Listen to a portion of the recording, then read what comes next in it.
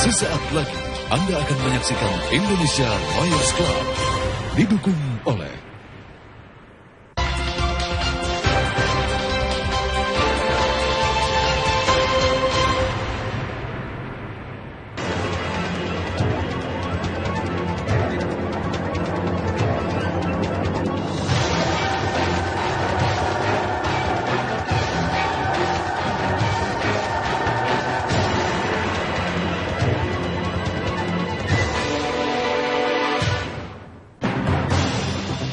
Indonesia Lawyers Club malam ini dengan tema Sudden Death, Jokowi versus Prabowo. Kini kita sambut Presiden Indonesia Lawyers Club, Karni Ilyas.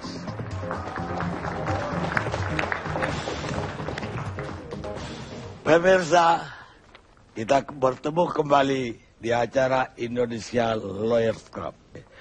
Apa sesungguhnya yang ditawarkan ke Republik Indonesia? Kenapa begitu yakin dua kubu ini bahwa mereka lah pemenang nantinya yang akan membawa bangsa ini ke depan. Dan ALC terpaksa memilih topik ini karena ini sangat menentukan kemana bangsa ini di masa depan. Ini adalah catatan sejarah.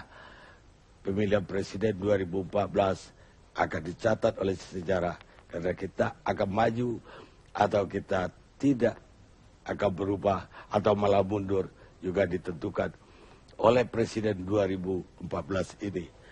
Saya akan mulai dengan kubu Jokowi JK. Kenapa rakyat harus memilih Jokowi dan Yusuf Kala? Menurut kita bahwa satu, figur Jokowi dikehendaki rakyat. Kenapa rakyat berkehendak? Ya karena memang rakyat terlihat ada kesungguhan, ya. Ada kesungguhan, ada ketulusan, ada kemauan untuk bekerja demi kepentingan rakyat terkait dengan track record selama ini. Yang kedua, Pak JK ini terkenal dengan sebutan lebih cepat, lebih baik.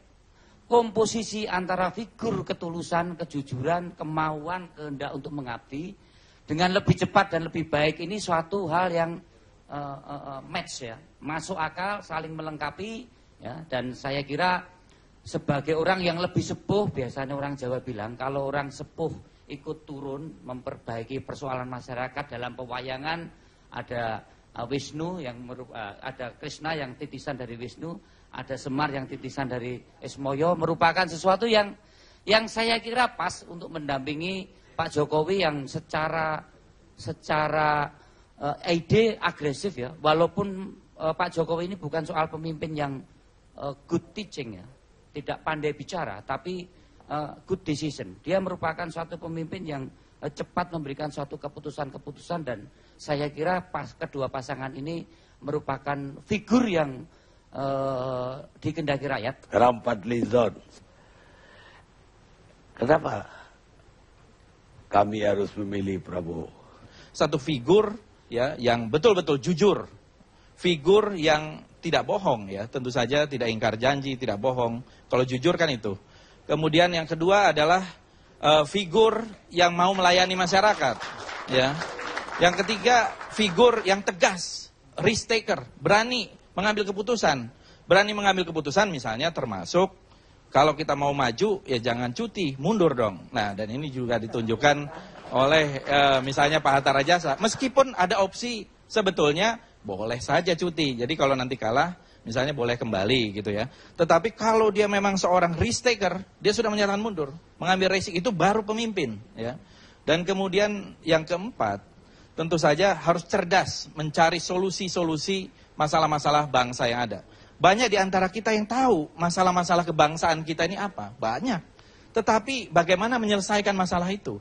Dan untuk itu perlu ada satu decision maker yang kuat. Nah, kita melihat bahwa Pak Prabowo dan Pak Hatta Rajasa adalah decision maker yang kuat, kombinasi yang kuat. Kenapa demikian? Pak Prabowo ini cepat, ya, mengambil keputusan, risk taker. Pak Hatta Rajasa punya pengalaman background di eksekutif yang cukup lama, berkali-kali menjadi menteri di beberapa era pemerintahan. Kemudian kombinasi dari latar belakang militer dan latar belakang sipil, ya kombinasi yang saya kira walau bagaimanapun harus diakui tetap penting di Indonesia ini. Latar belakang Jawa dan luar Jawa itu juga kadang-kadang menjadi satu yang masih realitas politik kita menjadi penting, walaupun ke depan kita tentu saja menjadi satu Indonesia. Dan mudah-mudahan ke depan ini, ya kalau dulu ada Soekarno-Hatta, maka ke depan ini ada Prabowo-Hatta gitu ya. Baik. Dan ini adalah semangat yang mau kita usung. Kita rehat sejenak.